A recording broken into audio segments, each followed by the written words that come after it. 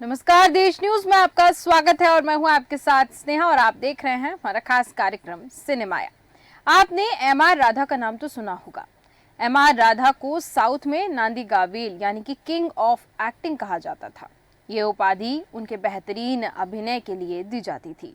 South के सबसे खतरनाक विलेन और कॉमेडियन एम.आर. राधा का फिल्मों में आने का सफर बेहद दिलचस्प था। करीब 7 साल के थे जब फ्लैट में कम मछली परोसे जाने पर नाराज होकर उन्होंने घर छोड़ दिया था। बता दें कि भागकर पहले थिएटर का हिस्सा बने और फिर सिनेमा का। आज हम अपने खास कार्यक्रम में बताएंगे कि रियल लाइफ विलेन के रियल लाइफ विलेन बनने की फिल्मी कहानी। बता दें कि 12 जनवरी 1960 की बात है। साउथ सुपरस्टार और पॉलिटिशियन एमजीआर को साउथ सिनेमा के खतरनाक विलेन एम.आर. राधा ने 2 गोलियां मारी थी। किसी फिल्म में नहीं बल्कि असल जिंदगी में। वजह थी एक मामूली अनबन और गुस्सा। दरअसल नाराजगी इस कदर थी कि एमजीआर को गोली मारने के बाद एम.आर. राधा ने अपनी ही कनपट्टी में गोली मार ली। खुशकिस्मती से दोनों की जान तो बच गई, लेकिन सुपरस्टार एमजीआर का फिल्मी करियर खत्म हो गया और एम.आर. राधा को हत्या के इरादे से गोली चलाने पर जेल हो गई थी। बता दें कि 4 साल जेल में बिताए जाने और बची खुची जिंदगी बिस्तर में बिताने के बाद एम.आर. राधा मद्रास राजा गोपालन राधाकृष्ण का जन्म 14 अप्रैल 1907 को चेन्नई के पास स्थित चंद्रीपेट में हुआ था। वर्ल्ड वॉर में पिता की मौत के बाद एम.आर. राधा अपनी विधवा मां के साथ रहते थे। बचपन से ही वो बेहद गुस्सैल और जिद्दी हुआ करते थे। करीब 7 साल के रहे होंगे जब एक दिन घर में खाना खाते हुए मां ने उनकी प्लेट में मछली परोसी। उन्होंने मां से मछली का एक एक्स्ट्रा पीस देने को कहा, लेकिन मां ने इनकार कर दिया। एक मछली के टुकड़े से नाराजगी और बहस इतनी बढ़ गई कि उन्होंने गुस्से में अपना घर छोड़ दिया और 7 साल की उम्र में घर छोड़कर एम.आर. राधा गांव की थिएटर कंपनी के लिए काम करने लगे। हुनर इस कदर था कि उन्होंने थिएटर कंपनी के साथ घूम घूम कर स्टेज शो करने के बड़े मौके दिए जाने लगे।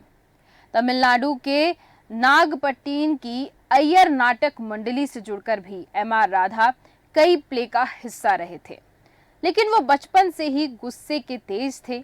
एक दिन उनके साथ काम करने वाले टीके संबागी से झगड़ा हो गया। गुस्से में एम.आर. राधा ने उनका कान काट लिया, जिससे तेज खून बहने लगा। खून बहता देख एम.आर. राधा डर गए और उन्हें लगा कि अब उन्हें फांसी की सजा मिलेगी। उनकी हालत इतनी बिगड़ गई कि उन्होंने घर भेजने के लिए उनके रिश्तेदारों को बुलाया गया। जब कुछ दिनों बाद वो ठीक होकर लौटे तो उनके साथ काम करने वाले कलाकार उन्हें हैजा नाम से बुलाने लगे। ये किस्सा एक्टर के सारंग पानी के एक इंटरव्यू में बताया था, जो एम.आर. राधा के साथ उसी मंडली का हिस्सा थे। लेकिन चंद सालों में ही एम.आर. इतने बेहतरीन थिएटर आर्टिस्ट बनकर उभरे कि फिर उनके लिए खास तौर पर किरदार लिखे जाते थे।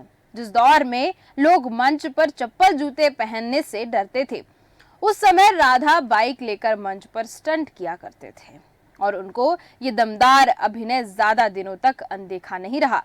एक प्ले की बदौलत उन्हें 1937 की फिल्म राजेश खरन इमानथा सोनागिरी में काम करने का मौका मिला। इसके बाद से उन्हें सांता देवन सत्यानवी जैसी तमिल फिल्मों में जगह मिलने लगी। बता दें कि 40 के दशक में अंत में एम.आर. राधा को फिल्मों से जो भी रकम मिली उससे उन्होंने अपनी फिल्म बनाने में लगा दिया और बिना अनुभव के फिल्म बनाते हुए उनके सारे रुपए डूब गए और उन्हें कंगाली का सामना करना पड़ा। कर्ज और कंगाली से उबरने के लिए उन्होंने खुद को दोबारा थिएटर और स्टेज प्ले को समर्पित कर दिया। थिएटर में वापसी करने के बाद एम.आर. राधा को 1949 के मशहूर प्ले रथ कन्नीर में कोढ़ से पीड़ित व्यक्ति का रोल निभाने का मौका मिला। उनके परिवार वाले इतने अंधविश्वासी थे कि उनका मानना था कि अगर एम.आर. राधा कोढ़ी व्यक्ति का रोल निभाएंगे तो उनकी जिंदगी में अनहोनी होगी और उनका भविष्य खतरे में जाएगा। जाहिर है उन्होंने परिवार वालों की बात नहीं मानी और रथ के नीर में अहम रोल निभाया। और बता दें कि ये प्ले न सिर्फ भारत बल्कि सिंगापुर, मलेशिया, बर्मा, श्रीलंका में भी काफी हिट रहा। कुछ सालों बाद डायरेक्टर कृष्णन पंजू ने मशहूर प्ले रथ की नीर में पर इसकी नाम की फिल्म बनाने का फैसला लिया। उस प्ले में पहले भी एम.आर. राधा अभिनय कर वाहवाही लूट चुके थे। डायरेक्टर कृष्णन पंज भी चाहते थे कि वही फिल्म में रहें, लेकिन क्योंकि एम.आर. राधा अपने गुस्से और मनमर्जी से फिल्म करने के लिए पहचाने जाते थे, ऐसे में प्रोड्यूसर्स नहीं चाहते थे कि उन्हें फिल्म में लिया जाए। जब डायरेक्टर कृष्णन पंजू को दूसरी किसी एक्टर से तसल्ली नहीं हुई तो उन्होंने प्रोड्यूसर्स को राजी कर एम.आर. राधा को फिल्म का ऑफर दे दिया। एम.आर. राधा उन दिनों स्टेज प्ले में व्यस्त चल रहे थे, तो उन्होंने फिल्म साइन करने की कोई बड़ी शर्त नहीं रखी। उन शर्त में एक शर्त रखने के बाद उन्होंने एक शर्त ये भी रखी कि वो सिर्फ रात में ही फिल्म की शूटिंग करेंगे, क्योंकि दिन में वो स्टेज प्ले में व्यस्त रहते हैं। वहीं दूसरी शर्त ये थी कि वो इस फिल्म के 1.25 यानी कि लगभग 1.5 लाख रुपए करीब फीस देंगे। और बता दें कि 50 के दशक में ये एक रिकॉर्ड हाईएस्ट फीस का रिकॉर्ड था। आखिरकार मेकर्स सभी शर्त मान गए। फिल्म रथ की नींद में एम.आर. राधा को कास्ट कर लिया गया। इस फिल्म में एम.आर. राधा ने विदेश से भारत लौटकर आए मोहन का बेहतरीन रोल निभाया था, जिसे कोढ़ की बीमारी हो जाती है। और फिल्म रथ की नींद के बाद से ही एम.आर. राधा साउथ सिनेमा का अहम हिस्सा बन गए। 1990 के बाद उनकी हर साल दर्जनों फिल्में रिलीज होती थी और उनका तमिल सिनेमा में वो रुतबा था कि हर फिल्म मेकर विलेन के रोल में उन्हें ही लेता था। उनके लिए राइटर खास रोल लिखा करते थे। 60 के दशक में उनकी साउथ के हीरो जितनी फिल्म फॉलोइंग हो चुकी थी और अपने बेहतरीन करियर के दौरान एम.आर. राधा की जोड़ी शिवाजी गणेशन एम.जी.आर. उनकी पत्नी जानकी के साथ खूब जमती थी।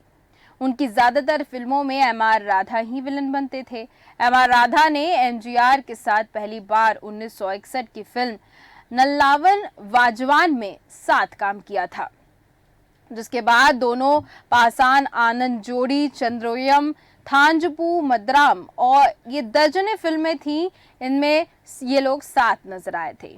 वहीं बता दें कि 1964 में प्रोड्यूसर के वासु आर्थिक तंगी का सामना कर रहे थे। इस समय एम.आर. राधा ने 1 लाख रुपए देकर उनकी आर्थिक मदद की, जिससे वो फिल्म प्रोड्यूसर कर वापसी कर सके। और उन्होंने एम.आर. राधा की दी हुई रकम फिल्म पैत्राथॉन पेलिया में लगाई थी और फिल्म के हीरो एम.जी.आर. बने और विलेन के रोल में एम.आर. राधा ने बिना फीस लिए काम किया। और 1966 में रिलीज हुई ये फिल्म जबरदस्त हिट रही, जिसके बाद के वासु एम.आर. राधा और एम.जी.आर. के साथ एक और फिल्म बनाना चाहते थे। बता दें कि 12 जनवरी 1967 को के वासु एम.आर. राधा के साथ अगली फिल्म पर चर्चा करने एम.जी.आर. के घर पहुंचे थे। बातचीत के दौरान एम.जी.आर. और एम.आर. राधा की बहस होने लगी और राधा उठकर घर निकल गए। जब एम.जी.आर. ने उन्हें बैठने को कहा तो एम.आर. राधा ने अपनी लुंगी में फंसी गन निकालकर उनके चेहरे पर पॉइंट ब्लैंक रेंज से 2 बार फायरिंग की। प्रोड्यूसर के वासु तुरंत शॉक में चले गए। वहीं अगले ही सेकेंड एम.आर. राधा ने अपनी कनपट्टी में 2 गोलियां चलाईं। दोनों ही खून से लथपथ हो गए। एम.आर. राधा जमीन पर गिर पड़े और एम.जी.आर. जख्मी हालत में अपनी पार्किंग में पहुंचे और ड्राइवर के साथ हॉस्पिटल निकले। कुछ समय बाद घर का स्टाफ एम.आर. राधा को रोयापट्टा में उसी गवर्नमेंट अस्पताल में ले गया जहां एम.जी.आर. गए थे। दोनों की एक ही डॉक्टर से सर्जरी की गई थी और सर्जरी के बाद दोनों को एक ही एम्बुलेंस में मद्रास जनरल अस्पताल शिफ्ट किया गया था। बता दें एम.आर. राधा ने पहले हत्या के इरादे से एम.जी.आर. पर गोली चलाई थी, फिर आत्महत्या के इरादे से खुद पर। हालांकि दोनों बार उनका निशाना चूक गया और खुशकिस्मती से दोनों को बचा लिया गया। हालांकि एम.जी.आर. पर चलाई गई 2 में से 1 गोली उनके दाहिने कान में लगी थी, जिससे उन्हें सुनाई देना बंद हो गया था। वहीं दूसरी गोली उनके गले में जाकर फंस गई थी, जिससे उनकी आवाज बिगड़ गई। वहीं एमआर राधा ने जो गोलियां खुद पर चलाई थी वह दोनों उनके कान को काटते हुए निकली। जैसे ही खबर फैली कि भगवान की तरह पूजे जाने वाले एमजीआर पर उनकी फिल्म के विलेन एमआर राधा ने असल में गोलियां चला दी हैं, तो महज 15 मिनट में ही अस्पताल के बाहर 50,000 फैंस आ गए।